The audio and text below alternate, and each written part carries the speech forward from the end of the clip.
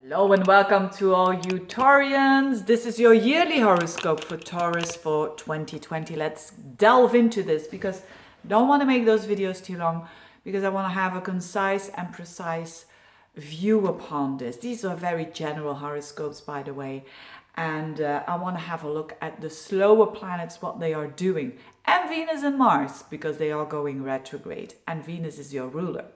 But let's get started with the most important thing, which is that still Uranus is in your sign. It's for the whole year still, for long years.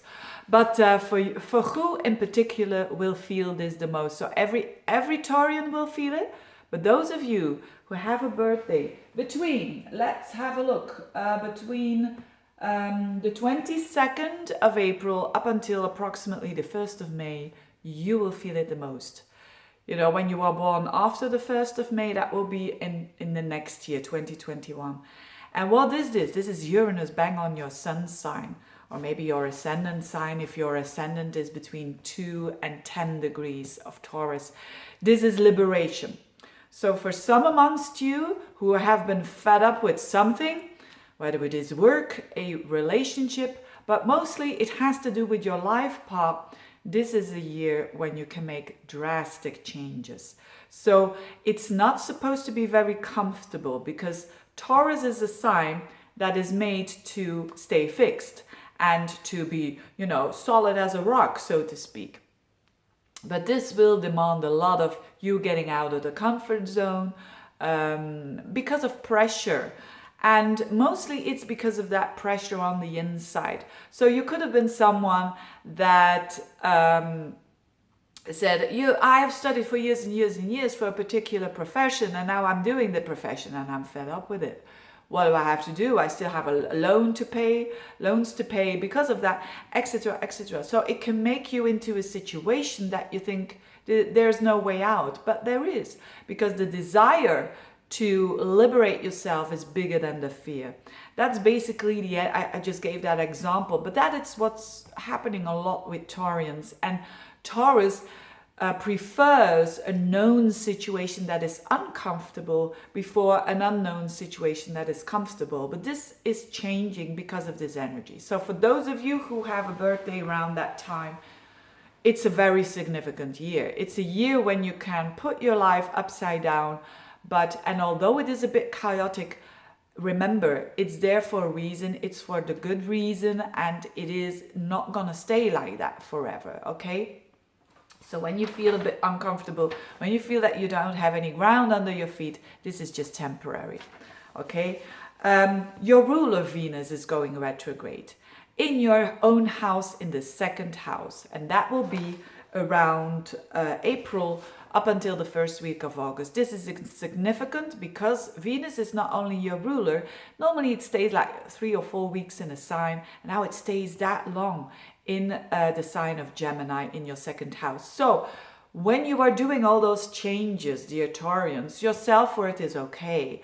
You're feeling confident. When it comes to money, it's okay. Venus there attracts money. You could be doing things to improve your financial situation as well, because Venus going retrograde there means that you have a bit more time there to spend time and to attract more money than you normally is coming in. So that is a good sign for you. On the other hand, when it comes to Mars is going retrograde for a crazy long time in the same sign as well. And that is in a very hidden area of your horoscope. Mars will be from July to December in Aries, 6 months. Normally it's like 6 weeks in a sign, 6 months in Aries in your 12th house. Now, it's not like the most significant area of your life, but it means that when it comes to relaxing yourself, when it comes to having a bit time for yourself, a lot of Taurians won't have that around that time. So be aware of the fact that it won't always be that easy to relax in 2020, but that's probably because you're doing so much and there's a lot going on.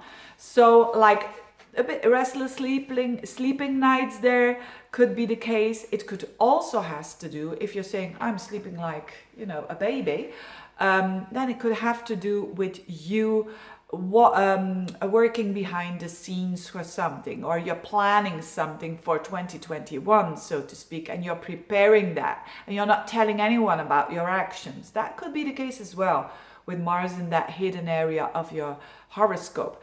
Another thing to watch out for is your blind spots, because it can work don't undermine yourself, dear Taurians. So don't put yourself down in that period when Mars is in your 12th house. So when people say to you certain things, don't close your eyes for it. Listen.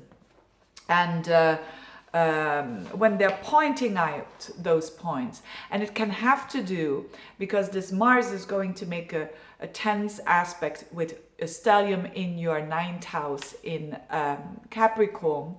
You're going to have there Pluto, Saturn, Jupiter now as well in your 9th house. It could have to do with studies. So for those of you who do study, expect it to be a hard year where you will have to do a lot of effort, but at the same time blessings, because Jupiter is in there. When it comes to traveling, it's the same. When it comes to investigating, it's very good for investigation. It's like the Sherlock Holmes over there. But don't get frustrated when things don't go that fast. I have to say that as well. So that's the most important thing for you. You know, it's all that Uranus is the most important thing for you. Neptune in your 11th house when it comes to friends. Now things do clear up a little bit, because Jupiter is not squaring up to that anymore. So you will gonna have some soulmate connections there with friends. That is keeping on going. And again, when it comes to relationships, expect some changes there, especially for those people that I just mentioned, because you are changing a lot and you are freeing yourself up. So that has so other people could say, what the hell is happening with him or her? But that's because you need to. A lot of changes for Taurians, but I don't think they're bad at all. On the contrary, keep it going. Have a splendid year. And thank you so much for watching. Bye-bye.